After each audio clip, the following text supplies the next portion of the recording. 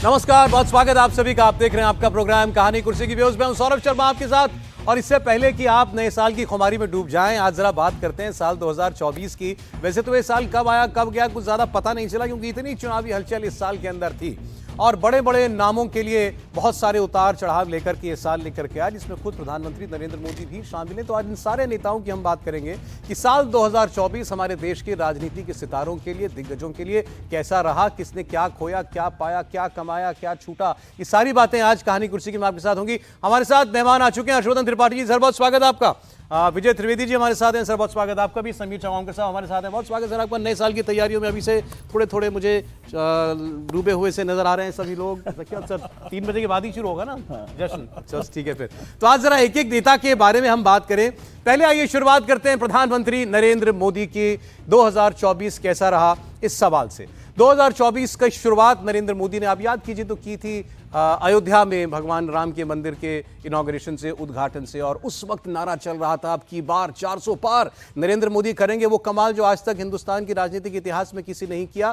तीसरी बार लगातार प्रधानमंत्री बनेंगे और वो भी रिकॉर्ड सीटों और वोटों के साथ जीत करके आएंगे। इसमें से आधा हुआ, आधा नहीं हुआ। 4 जून जब आया नतीजों का दिन, तो उस दिन बीजेपी को लगा जोर का झटका, लेकिन बहुत धीरे से इसीलिए क्योंकि सरकार तो बन गई लेकिन वो 400 के आसपास भी नहीं दिखाई दे रही थी। लेकिन उसके बाद क्या हुआ?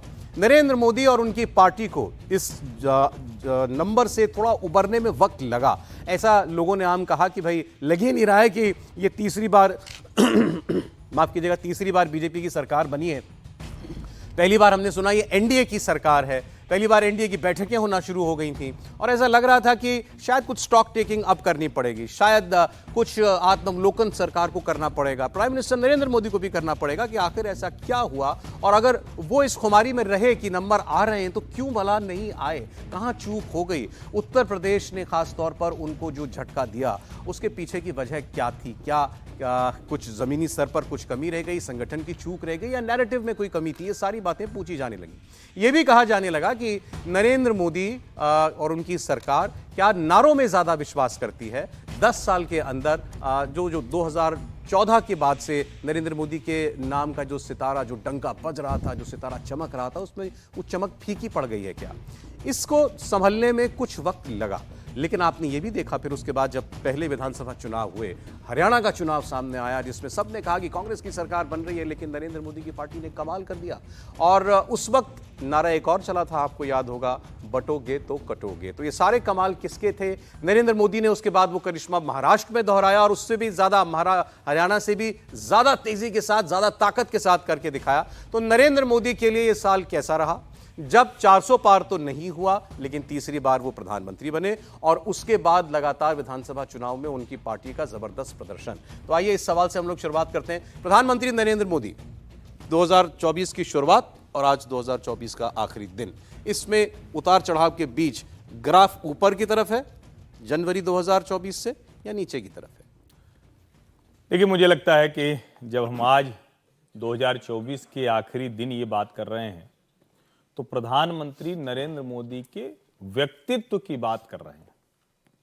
2007 का गुजरात विधानसभा का चुनाव उनके मुख्यमंत्री रहते, 2017 का गुजरात विधानसभा का चुनाव उनके प्रधानमंत्री रहते और 2024 का लोकसभा का चुनाव जिसमें परीक्षा होनी थी कि क्या संविधान बदल जाएगा, आरक्षण छीन लिया जाएगा, नरेंद्र मोदी की सरकार सिर्फ माहौल बना रखा है, कुछ किया नहीं, महंगाई और बेरोजगारी ऐसे मुद्दे काम करते हैं क्या। इन सब की अग्नि परीक्षा पर मुझे लगता है कि जो अलग अलग समय पर 7, 17 और 24, तो नरेंद्र मोदी उससे निकल कर आते हैं तो हमेशा बड़े हो जाते हैं। जब 2007 से निकल कर आए तो उनको देखा जाने लगा कि राष्ट्रीय राजनीति में आएंगे क्या। 12 के बाद तो बाकायदा उनका वो अनशन याद होगा सबको, जब वहां पानी पी रहे थे गुजरात में, तो यहां बहुत से लोगों का पानी सूख रहा था। फिर जब 17 का चुनाव आया तो सबने कहा कि अब खत्म, गुजरात से बाहर हो गए, इनकी राजनीति नहीं है, अब मोदी है न शाह है। फिर से 17 के बाद जब आए 22 में तो रिकॉर्ड हो गया, माधव सिंह सोलंकी के बाद सबसे बड़ा हो गया। और ये जो 2024 का चुनाव था, 24 के चुनाव में मोदी को झटका लगा, 240 सीटें रह गई। लेकिन उसके बाद जो कुछ हुआ, लगता है मोदी जब कमजोर हो जाते हैं तो ताकत बढ़ जाती है। तब वो जो कहते हैं ना, जो बाली को वरदान मिला था कि सामने वाले का आधा बल आ जाता है, तो मोदी में आधा बल आ गया सामने वाले का। और आज सोचिए जब हम 2024 के आखिरी दिन खड़े हैं तो नेता प्रतिपक्ष देश से बाहर चला गया है, ऐसी खबरें हैं। सारे वितंडावाद के बावजूद भारतीय जनता पार्टी की सरकार सभी एजेंडों पर आगे बढ़ रही है। यानी जिसको कहा जाता है ना कि मोदी एजेंडा क्या है, भाजपा एजेंडा क्या है, संघ एजेंडा क्या है, उस पर वो तेजी से आगे बढ़ रहे हैं। और हरियाणा में जो अगल बगल के दो राज्य हैं ना, तो इसकी भी चर्चा लगे हाथ कर दे कि किसान आंदोलन 2020 से चल रहा है, अभी भी दल्लेवाल जी बैठे हुए हैं, अभी भी खनौरी और शंभू बॉर्डर बंद है, लेकिन मोदी की जो क्रेडिबिलिटी है, जो साख है, वो ऑल टाइम हाई है। 24 फसलों पर हरियाणा की सरकार, नायब सिंह सैनी मुस्कुराते हुए कह रहे हैं कि हम एमएसपी देंगे। और महाराष्ट्र में जो आज तक न हुआ वो हो गया। आपने बड़ा अच्छा शब्द इस्तेमाल किया, क्रेडिबिलिटी। किसी भी नेता के लिए ये सबसे बड़ी पूंजी है। तो नरेंद्र मोदी की क्रेडिबिलिटी में, विश्वसनीयता में कहीं कोई कमी नहीं है। कमी नहीं, जबरदस्त उछाल आया है, क्योंकि सब ये मानते हैं कि अंत में कहते हैं कि देखिए आज आपको मोदी चाहे जैसा करता हो, देखिए किसी समय हो सकता है वो कमजोर दिखे, किसी समय लगे कि अरे यार ये तो नरेंद्र मोदी भी जो है ना ये झुक जाते हैं, ये तो अपने एजेंडे से डेविएट कर जाते हैं। लेकिन उनके आलोचक क्यों वहीं खड़े हैं? क्योंकि उनको लग रहा है ये मोदी है, मानेगा नहीं, करेगा तो वही, और इसीलिए और खींच कर आलोचना करते हैं। ये जो आलोचना से शक्ति मिलती है और जो करने की शक्ति मिलती है, ये नरेंद्र मोदी की दो स्टेटमेंट में आपको याद दिलाता हूं। एक अभी आपको याद होगा, पी चिदम्बरम साहब ने एक इंटरव्यू में कहा था कि 240 वाले और 300 वाले मोदी में कोई अंतर नहीं है, ये वैसे ही काम कर रहे हैं, उसी तरीके से इनकी सरकार चल रही है। दूसरा, मैंने सर देश के एक बड़े पत्रकार हैं वीर सांघवी साहब, उनका एक मैंने इंटरव्यू सुना। उनका अपना असेसमेंट यह है कि नरेंद्र मोदी आजाद भारत के सबसे लोकप्रिय प्रधानमंत्री हैं, जवाहरलाल नेहरू, इंदिरा गांधी से भी ज्यादा लोकप्रिय हैं। और उनका जो भारत में जो भी एजेंडा था वो उनको लगता है कि उन्होंने सब पूरा कर दिया, चाहे राम मंदिर वाली बात हो या उनकी सरकार यूसीसी की बात करिए, वफ की बात। मुझे लगता है कि नरेंद्र मोदी ने या जो अचीव करना था इलेक्टोरली भी, वो भारत ने अचीव कर चुके हैं। तीसरी बार प्रधानमंत्री बन गए। अब आप 240 कहते रहिए तो, लेकिन प्राइम मिनिस्टर की कुर्सी तो मिल जाती 272 अगर आपके पास हो कागज पर, तो वो तो उनके पास है। आपके लिए नरेंद्र मोदी के लिए साल कैसा था? महत्वपूर्ण साल है, मैं समझता हूँ। उनके जीवन के, सार्वजनिक जीवन के करीब करीब 25 साल पूरे हो रहे हैं। मैं 7 अक्टूबर 2001 से भी यदि याद करूँ उनको, जब वो गुजरात गए थे दिल्ली से, और फिर दिल्ली से गुजरात गए और गुजरात से दिल्ली लौटे 2014 में, 13 में, ठीक है। तो वो नरेंद्र मोदी में बहुत बड़े बदलाव, राजनीतिक ताकत के तौर पर, लीडर के तौर पर, और एक पॉपुलैरिटी के तौर पर भी। और आज वीर सांघवी जी कह रहे हैं तो किसी वजह से कह रहे होंगे ना, वीर सांघवी जी का स्टेटमेंट कोई उनका निजी स्टेटमेंट नहीं है, क्योंकि वो बहुत पढ़ने लिखने वाले और समझने वाले जर्नलिस्ट मैं उनको मानता हूँ। तो इसका मतलब वो हिंदुस्तान को और दुनिया को देख कर, और उसमें नरेंद्र मोदी की क्या साख है, क्या क्रेडिबिलिटी है, या किस हैसियत पर या किस जगह पर वो खड़े हैं, उसके बाद वो कह रहे हैं। मतलब वो सर्टिफाई नहीं कर रहे हैं किसी चीज़ को, लेकिन वो कह रहे हैं, तो वो ऑब्जर्वेशन उनकी मैं समझता हूँ। और आज की तारीख में बहुत सारी चीज़ों का जिक्र आपने कर दिया। 2024 के जो चुनाव हुए, जो झटका लगा, उसके बाद महाराष्ट्र का, झारखंड, पहली बार जीतने वाली पार्टी थोड़ी डिप्रेस लग रही थी। हाँ, तो उन सब बातों को देख ले। 2024 ये साफ बात है कि 2024 के आते आते या 2024 के बाद भी नरेंद्र मोदी ने जो भारतीय जनता पार्टी का, संघ का और खुद का जो एजेंडा था, उसे राजनीतिक तौर पर कमोबेश पूरा कर लिया। आप भी मानते हैं इसको? हाँ, कमोबेश जो वो बात कर रहे हैं। ऐसे तो कोई भी चीज़ कभी पूरी नहीं होती, बहुत सारी चीज़ें हैं जो उस पर काम अभी होना है। अभी 370 हो गया, राम मंदिर हो गया, बड़े। और ये दोनों मुद्दे खास तौर से इसलिए भी चर्चा करनी चाहिए क्योंकि इनके लिए कभी कोई सोचता ही नहीं था कि ये पूरे होंगे। क्योंकि मुझे तो याद नहीं, मैंने जब से पत्रकारिता शुरू की होगी 30-35 साल से, तब से ये चल ही रहा था मुद्दा लगातार। 370 का भी चल रहा था, राम मंदिर का भी मुद्दा चलता रहा। मैंने राम मंदिर का वो काल भी देखा जब नरेंद्र मोदी संयोजक थे राम मंदिर का, जो रथ यात्रा आडवाणी जी ने शुरू की थी गुजरात में सोमनाथ से।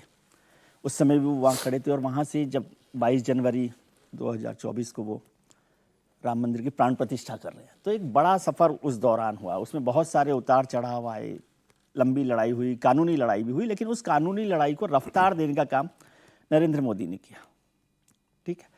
और आप सोचिए, राम मंदिर में बहुत सारे लोग नहीं समझते, भारतीय जनता पार्टी और जो विश्व हिंदू परिषद थे वो पहले ये मानते थे कि राम मंदिर का मुद्दा कानून से या अदालतों से नहीं सुलझाया जा सकता, अदालतों से नहीं सुलझाया जा सकता, ये आस्था का मुद्दा है।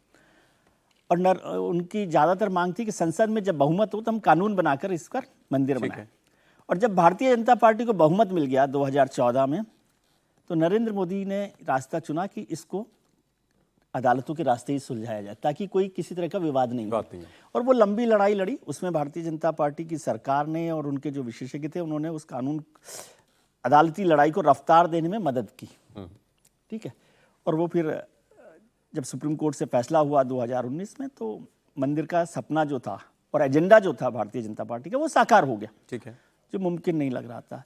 ऐसे ही 370 को लेकर 370 की लड़ाई को भी आप याद कीजिए, श्यामा प्रसाद मुखर्जी से 26 जनवरी 1992 तक।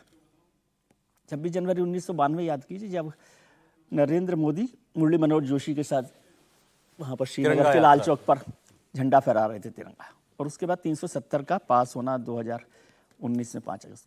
तो ये दोनों ऐसे थे जिनके लिए सब लोग समझते थे, भारतीय जनता पार्टी समेत, कि नामुमकिन है। उन दोनों को पार किया इलेक्शन। और ये बात बहुत हद तक सही है कि नेहरू लोकप्रिय थे, इसमें कोई शक नहीं है। लेकिन नेहरू की लोकप्रियता आज़ादी से पहले की दौर की थी, और उसके बाद कोई नेता ही खड़ा नहीं हुआ, तो वो पूरा दौर एक अलग था कि आप बिल्कुल ठीक है ना। इसलिए उनके नेहरू से किसी को कंपेयर नहीं करना चाहिए, मैं ऐसा समझता हूँ। नेहरू को कंपेयर करके ये भी करना कि नहीं उनसे बड़े हो गए छोटे हो गए, उसका कोई मायने नहीं है। इंदिरा गांधी ने एक अलग तरीके से लड़ाई लड़ी, और नरेंद्र मोदी उस बाद की आज़ादी के बाद के लीडर्स में देखें तो वो सबसे बड़े नेता हैं। एक और खास बात है कि आज़ादी के बाद पैदा होने वाले पहले प्रधानमंत्री हैं जिन्होंने ये लड़ाई लड़ी और 3 बार चुनाव जीते। इंदिरा जी से भी लेकिन ज्यादा लोकप्रियता आप उनकी ज्यादा लोकप्रियता, हाँ ज्यादा लोकप्रियता। ठीक।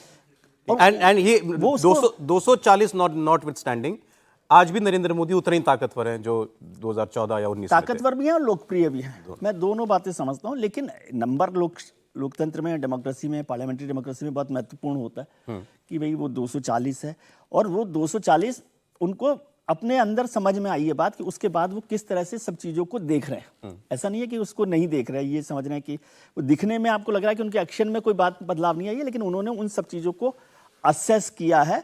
और मुझे हैरानी यह है कि नरेंद्र मोदी हार के भी फिर से लड़ने के लिए तैयार होते हैं, लेकिन बहुत सारे लोग जीतने के बाद भी आगे की लड़ाई हारने के बाद भी आगे के लिए तैयारी नहीं करते। हाँ, तो उनकी बात सर अभी थोड़ी देर में, लेकिन पहले नरेंद्र मोदी जी के बारे में, इसीलिए सबसे बड़े नेता के तौर पर दिखाई दे रहे हैं। जी बिल्कुल ठीक। समीर जी, 2024 और नरेंद्र मोदी, देखिए कि 2014 से जब नरेंद्र मोदी ने देश की बागडोर संभाली थी, 2014 से लेकर 2024 10 साल का अगर कार्यकाल और प्रधानमंत्री मोदी का रोल देखा जाए, एक दशक का देखा जाए, तो मुझे लग रहा है कि प्रधानमंत्री नरेंद्र मोदी 2014 में जहां अपने लोकप्रियता के सर्वोच्च शिखर पर पहुंच गए थे सरकार बनाने के बाद, 2024 से वहीं पर बने हुए हैं।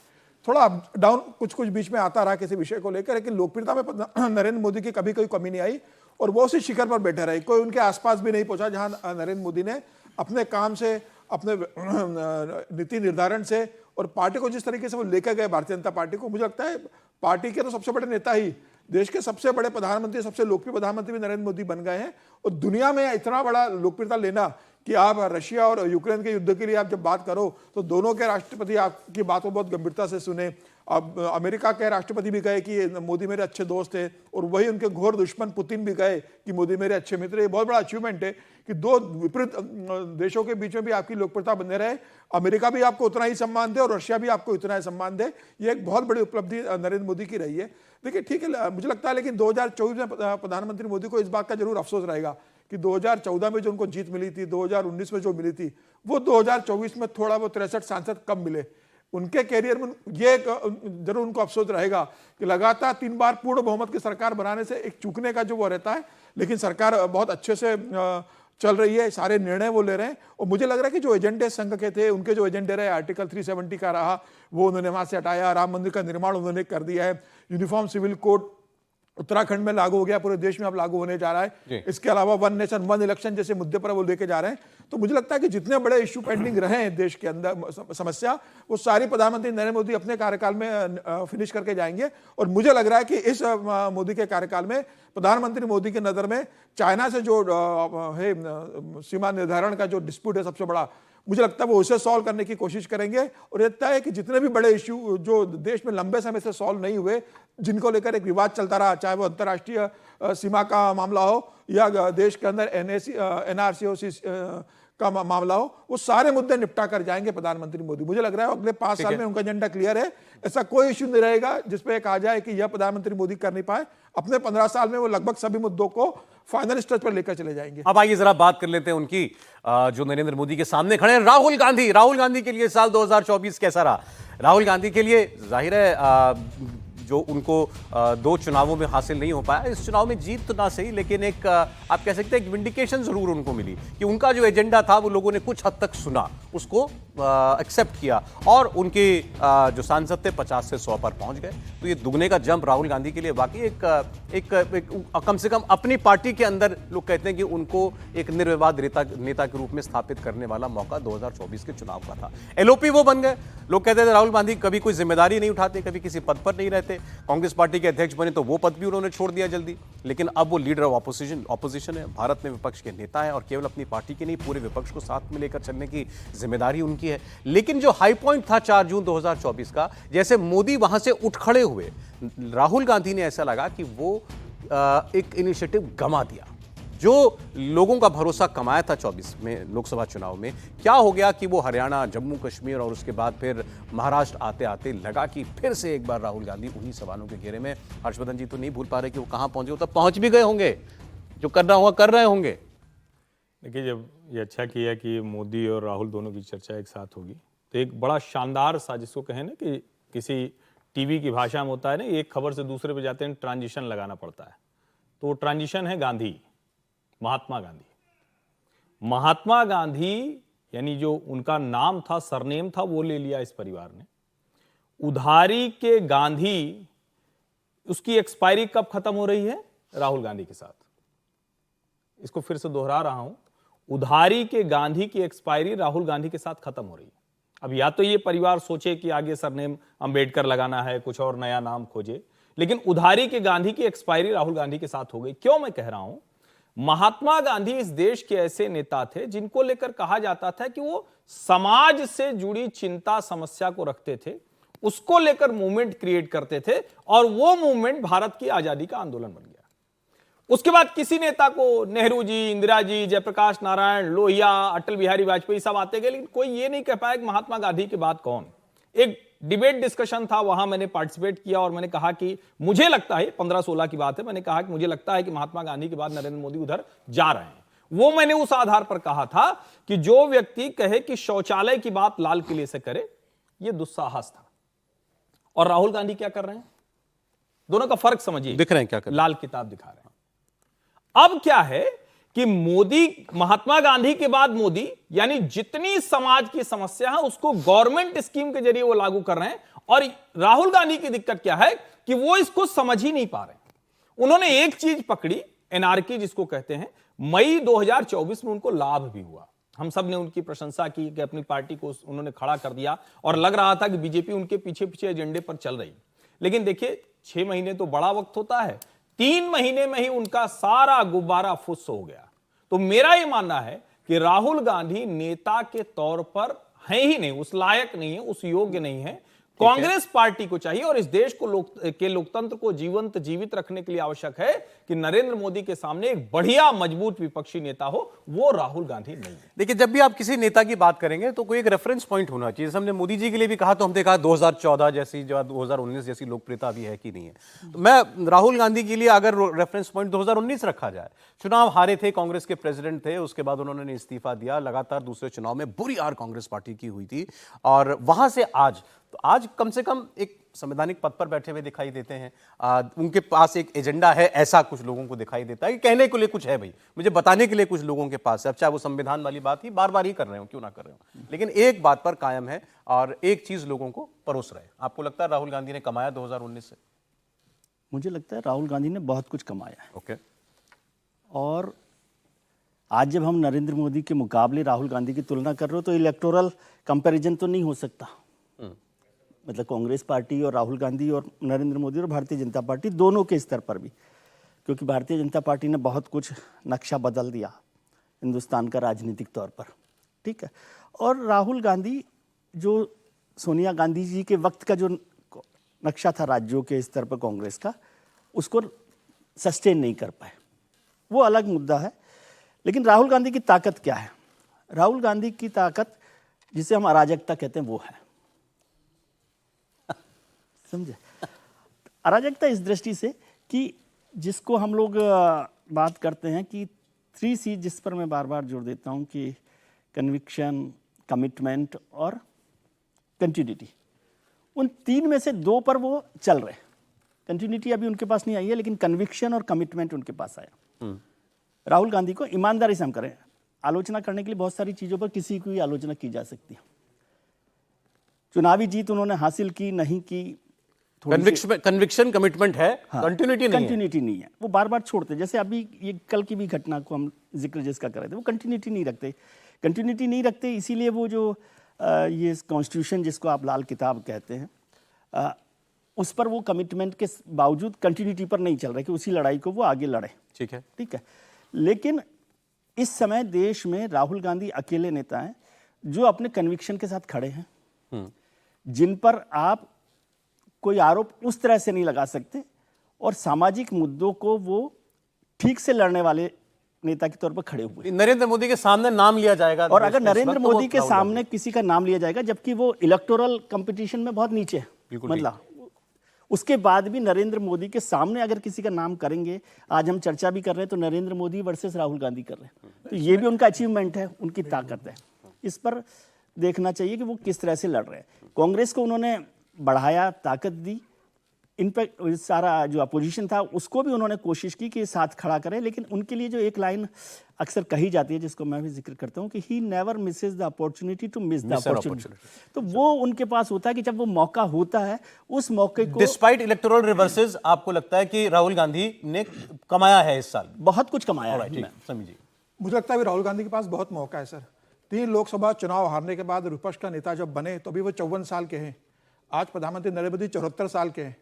राहुल गांधी प्रधानमंत्री नरेंद्र मोदी से 20 साल छोटे हैं। तो प्रधानमंत्री जब नरेंद्र मोदी देश के प्रधानमंत्री बने थे तब 64 साल के थे। तो राहुल गांधी के पास प्रधानमंत्री अगर उस उम्र में बनना है तो अभी 10 साल का समय है। 10 साल बाद प्रधानमंत्री नरेंद्र मोदी देश की राजनीति में कहाँ होंगे और राहुल गांधी कहाँ होंगे?